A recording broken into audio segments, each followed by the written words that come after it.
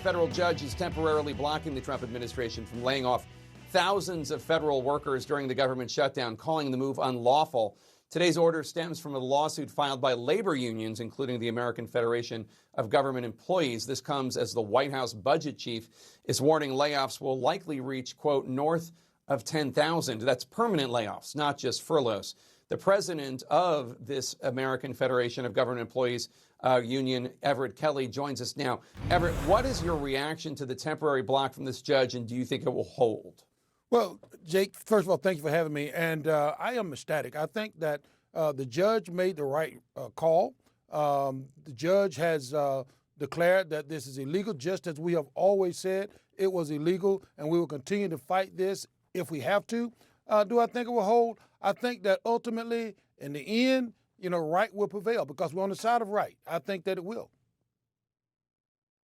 What does this mean for the more than 3,500 workers who have already been permanently laid off? Will they get their jobs back?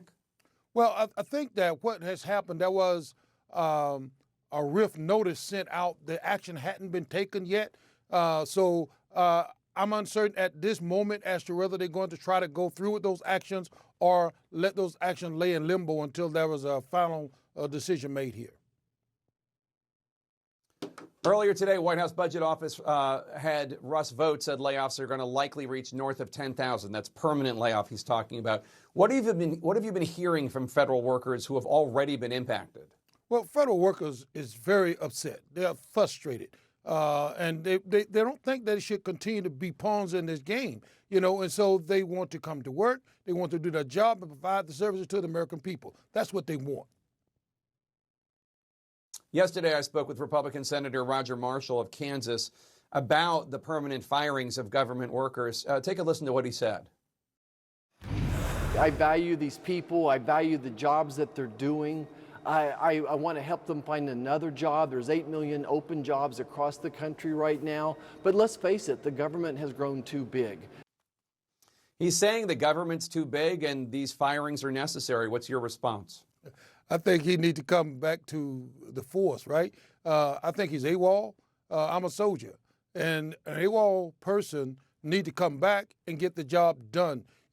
This Congress need to be here in Washington, D.C., working these issues out because the government is not too large. Matter of fact, if you look at some of the agencies, they're so much understaffed, until they have been reaching out saying, look, give us the staff we need to perform the services for the American people. I don't believe that the government is too large. I think that this administration needs to fund the government so that they can perform the duties that they have signed up to do for the American people. Everett Kelly, thank you so much. Appreciate it. Let's turn now to Republican Senator Katie Britt from the state of Alabama. She's joining us now from Capitol Hill. Senator, what's your reaction to what Everett Scott just had to say, the president of the American Federation of Government Employees, about the firings of federal workers? It is Chuck Schumer and the Senate Democrats who are utilizing the federal workforce as pawns. When you think about this, it is critically important that we focus right where we need to, and that is that this shutdown should not be occurring. Jake, we have put forth a clean CR to allow us to continue to fund the government while we work out any issues, primarily among them actually getting appropriations bills across the finish line. Unfortunately, Chuck Schumer and his colleagues have chosen to play politics, and they've done that obviously with the lives of federal workers. When we're looking around the country and when we're talking to constituencies, whether that's pay for military, whether that's making sure the WIC program continues, or whether that's the VA services. I had a call about this today. We want to make sure people are receiving their paychecks, that we want to make sure that people are receiving these services, and it is Senate Democrats and Chuck Schumer that have chosen to play politics. Okay, but you understand that while that's going on, while the shutdown's going on, and I understand you blame it on Democrats, and I understand why, but the White House budget chief, Russ Vought, is taking advantage of the shutdown to fire federal workers permanently, and he says permanent layoffs during the shutdown are going to likely reach, quote, north of 10,000. Do you support that?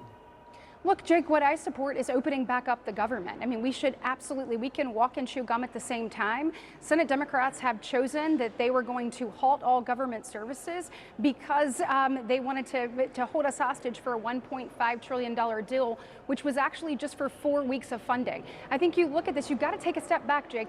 We spend $1.8 trillion in a year total. And the fact that Senate Democrats came up and said we want $1.5 trillion for 4 weeks is absolutely ridiculous. We need to get back to doing the work of the American people and actually open the government. These are things that you heard from the administration prior to this. And look, it's on Chuck Schumer and it's on Senate Democrats to say, let's get back to doing work and let's have these conversations simultaneously with that.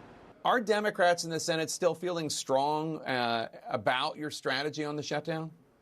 Jake, I think we are feeling strong because of what we're hearing from our constituents.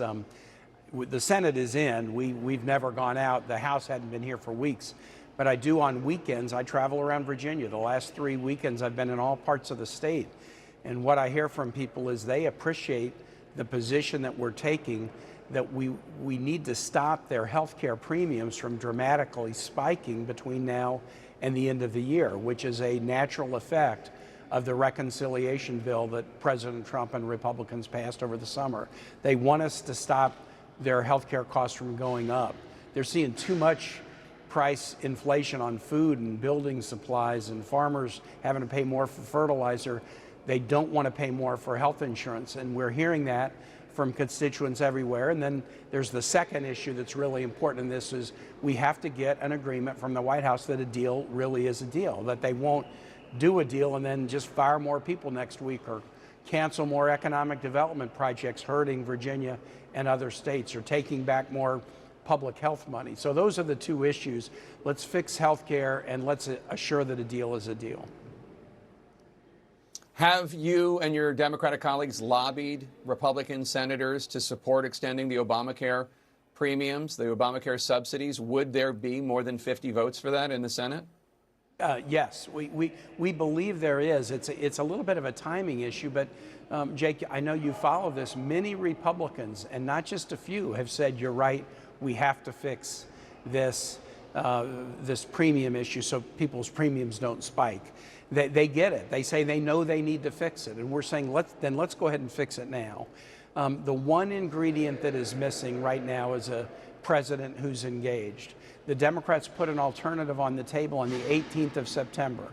He told the House, write a budget and don't deal with Democrats. But we put an alternative on the table and asked to meet with the president. And as you know, he finally agreed to do it the day before the shutdown deadline, and then just ridiculed the Democrats with AI-generated videos of them wearing sombreros and speaking words that they didn't really say. He's not taking it seriously. He met with the president of Argentina yesterday to give him $20 billion when Argentina is now making money because China won't buy our soybeans, but he won't meet with congressional leaders to find an off-ramp.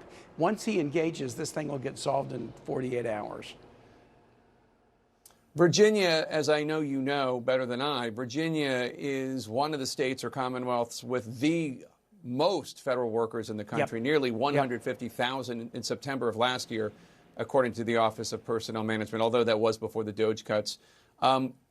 You must have constituents who are federal employees who are not being paid right now and are frustrated and maybe aren't confident that this is the right approach.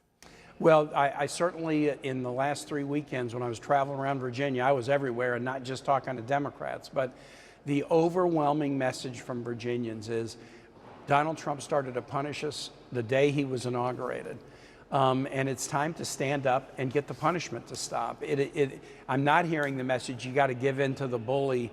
They're saying we're tired of it. We're tired of the layoffs. We're tired of canceling economic development projects and having funds pulled back from the state. It's time to draw the line and stop it. So you're right. I think I have the second most federal employees. California has more, but we probably have the most per capita.